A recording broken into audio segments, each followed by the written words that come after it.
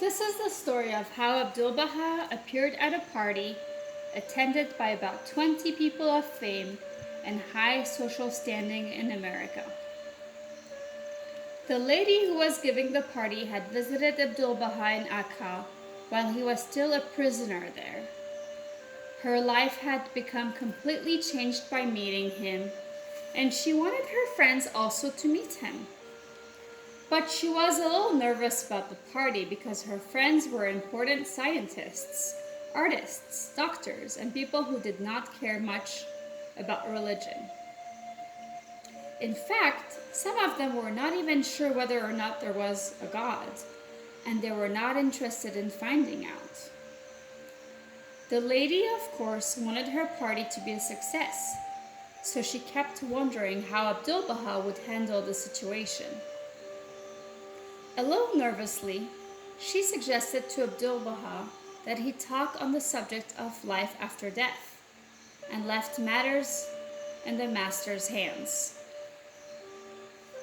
As the dinner went on, the conversation was only about ordinary things, and Abdul-Baha made no effort to change the subject. So after some time, the hostess herself made an opening for Abdul-Baha to speak on spiritual matters. His response was to ask if he might tell them a story, and he told one of his Oriental stories, of which he had a great many. At the end of the story, everyone laughed heartily. The ice was broken. Others added their own stories. Then Abdul-Baha, his face full of happiness, told another story and another. His laughter filled the room. He told them that it was good to laugh. Laughter, he said, was a spiritual relaxation.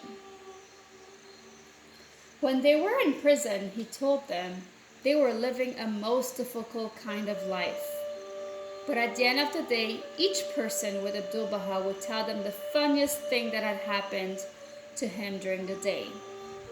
Sometimes it was a little hard to find something funny to tell, but everyone would always laugh until tears rolled down their cheeks.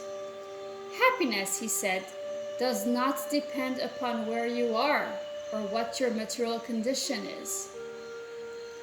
And that was all Abdul-Baha said during the dinner about spiritual things or other things about Baha'u'llah's teachings. But the effect of his words was more than if he had given a long speech on religion. After the guests were gone and Abdul-Baha was leaving for his hotel, he came over to his hostess, smiled, and asked the lady in a shy sort of way, "Are you pleased with me?" Stories about Abdul-Baha.